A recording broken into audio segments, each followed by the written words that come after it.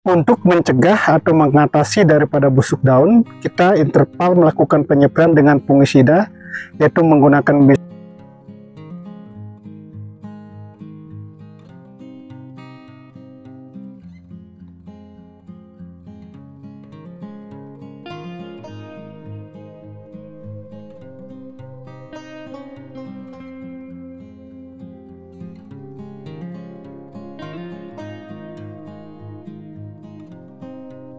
Halo kawan-kawan, kembali lagi dengan Ardana PT. Nah, pada hari ini kita kembali berada di kebun tanaman cabai.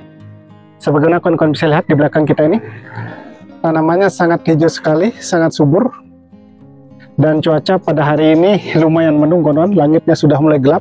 Sebentar lagi akan turun hujan. Karena di tempat kita ini setiap hari sekarang hujannya luar biasa lebat kawan-kawan.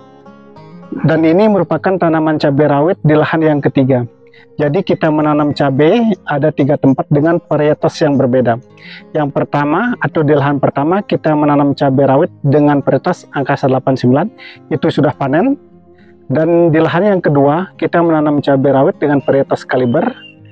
Dan di lahan yang ketiga seperti yang bisa dilihat di belakang kita ini merupakan lahan miring dengan varietas cabai rawit Langgeng 58. Hari ini secara khusus kita akan membagikan tips atau membagikan cara bagaimana melakukan perawatan tanaman cabai di saat cuaca yang sangat ekstrim, hujan setiap hari bisa mengakibatkan tanaman sangat mudah diserang berbagai penyakit, khususnya layu, busuk daun, ataupun tanaman cabai yang sudah berbuah itu akan sangat mudah diserang namanya antraknosa. Jadi apa-apa saja yang harus kita lakukan agar terhindar dari penyakit yang kita sebutkan tadi. Oleh karena itu, ikuti terus videonya agar tidak gagal paham. Seperti ini kondisi tanaman cabai rawit yang kita tanam dengan varietas Langgeng 58. Daunnya sangat hijau sekali, sangat subur.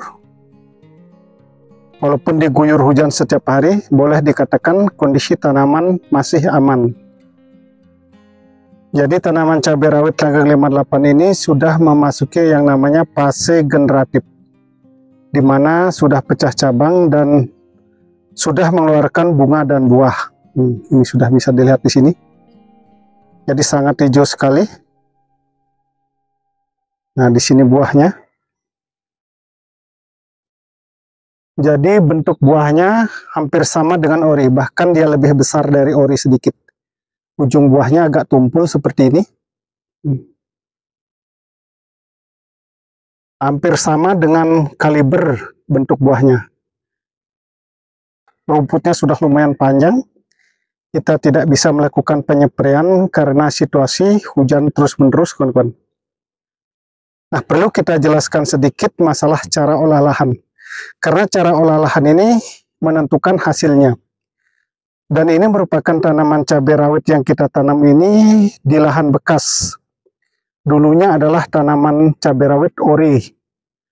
Jadi setelah cabai rawit orinya selesai, sudah mati, kita bongkar lagi, kita bersihkan. Tetapi di sini kita tidak merubah bedengan. Nah, di sini lebar bedengan kurang lebih 90 cm, hampir 1 meter. Kemudian lebar selokannya ini kurang lebih 80 cm.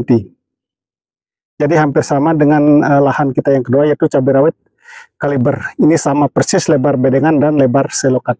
Nah, tekniknya karena ini merupakan lahan bekas, kita hanya menambah kapur dolomit, pupuk kandang, dan vertipos. Hanya 3 bahan. Setelah itu kita cangkul lagi bedengannya biar 3 bahan tersebut tercampur merata.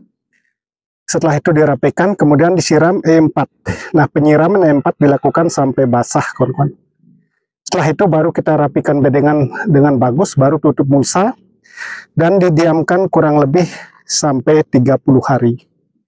Nah, tujuan mendiamkan lahan cukup lama itu kita melakukan fermentasi pupuk tadi, yaitu kotoran ayam atau pupuk kandang, kapur dolomit, dan vertipos. Setelah 30 hari baru kita melakukan pelobangan mulsa, dan jarak tanamnya di sini 60 kali 55. Nah, setelah kita lubang, kita kocor lagi dengan 3 bahan, yaitu kita kocor dengan asam humat, trichoderma, dan silika karbon. Dosisnya masing-masing 3 sendok makan untuk takaran 20 liter air. Kita kocor per lubang tanam kurang lebih 100 ml. Nah, setelah dikocor itu baru kita melakukan penanaman cabai rawit langgeng 58. Nah, setelah lakukan penanaman di usia 5 hari, 10, 15 sampai 20 hari kita lakukan pengocoran dengan asam amino dan Mordenpul.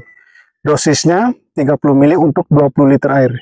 Kita kocor di lubang tanam kurang lebih 50 sampai 100 ml. Untuk mencegah atau mengatasi daripada busuk daun, kita interval melakukan penyepraian dengan fungisida, yaitu menggunakan Bisromil, di rolling dengan bahan aktif tembaga hidroksida, yaitu 5 hari sekali. Jadi karena curah hujannya cukup tinggi, kita intervalnya 5 hari sekali. Jadi kalau kurang hujan bisa dilakukan 7 hari sekali. Nah, itu untuk mencegah jamurnya. Dan melakukan pengocoran dengan kalsium dan asam umat itu interval 7 hari sekali. Nah, dengan spray dan kocor, kondisi tanaman boleh dikatakan aman. Nah, seperti ini buahnya, luar biasa sekali.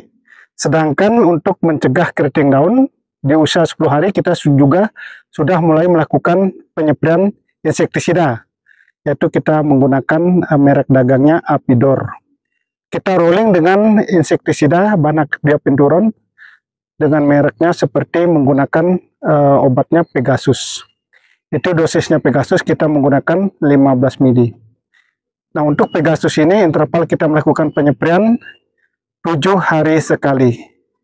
Jadi dengan rutin melakukan penyepraian seperti itu, di rolling dengan Apidor, kondisi tanaman boleh dikatakan aman dari keriting dan virus Gemini. Nah, ini belum begitu besar, kondisi tanamannya belum begitu tinggi, kawan-kawan. Usia tanamannya kurang lebih baru 65 hari. Jadi 65 hari setelah pindah tanam, buahnya sudah lumayan banyak seperti ini. Dan di sini kita belum melakukan pelobangan untuk pupuk susulan. Nah, bisa dilihat di sini, di bawahnya. Ini seharusnya kita sudah bisa membuat lubang di sini untuk pupuk susulan. Tetapi karena situasi hujan yang luar biasa, kawan-kawan, hujan terus, kita belum sempat. Jadi usia 65 hari ini seharusnya sudah waktu yang tepat memberikan pupuk susulan. Dan perlu kawan-kawan ketahui, kita tidak pernah melakukan atau belum pernah melakukan pengocoran dengan pupuk NPK. Nah, alasan kita belum melakukan pengocoran pupuk NPK di lubang tanam, karena situasi sangat luar biasa ekstrim, tempat kita hujan luar biasa lebatnya, kawan-kawan, kita tidak berani. Nanti ditakutkan tanaman sangat subur sekali, sangat tinggi, tetapi sangat mudah diserang jamur, khususnya layu, busuk daun, ataupun kondisi tanaman sudah berbuah seperti ini, sangat mudah biasanya diserang oleh antraknosa. Itu akibat tanaman terlalu subur di musim penghujan. Nah, itu teknik yang kita lakukan untuk perawatan tanaman cabai rawit langgeng 58 di waktu cuaca ekstrim, hujan setiap hari, kawan-kawan. Ini bisa dilihat buahnya luar biasa sekali. Dan di sini kita tidak melakukan pemotongan tunas, baik tunas air maupun tunas produktif. Tunas-tunasnya bisa dilihat seperti ini. Kita biarkan saja, kita tidak berani karena kalau kita paksakan nanti malah terserang jamur, khususnya busuk batang. Dan kondisi buahnya boleh dikatakan luar biasa lebat. Bunga-bunganya sudah banyak sekali bermunculan. Nanti kalau ada waktu dan cuacanya cerah, kita akan melakukan penyepraian herbisida untuk selokan, kawan-kawan. Bisa lihat di sini selokannya, rumputnya sangat luar biasa tinggi. Dan ini merupakan dataran tinggi, ketinggiannya kurang lebih hampir 1000 mdpl. Jadi rumput itu sangat cepat sekali tumbuh, kawan-kawan. Apalagi di musim penghujan. Ini buahnya luar biasa.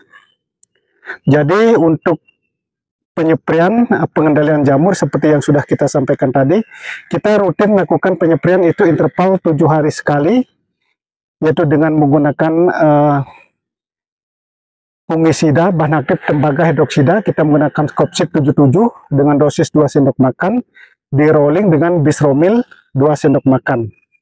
Jadi untuk Scopsit 77-nya itu kita spray secara tunggal, sedangkan untuk Bisromilnya kita mix dengan insektisida Apidor, kawan-kawan. Kadang-kadang pakai Apidor, kadang-kadang pakai insektisida Pegasus. Nah, itu teknik yang kita lakukan. Nah, kemarin, beberapa hari kemarin kita juga sudah melakukan penyempraian dengan suplemen tanaman karena sudah ada bunga dan buah banyak seperti ini. Kita menggunakan Kalinet. Itu ada kandungan kalium, fosfat, dan boronnya. Dosisnya 30 ml untuk satu tangki semprot. Itulah kawan-kawan teknik atau tips perawatan tanaman cabai di musim penghujan. Kuncinya yang pertama adalah rutin lakukan pengocoran asam humat dan kalsium, itu interval 7 hari sekali.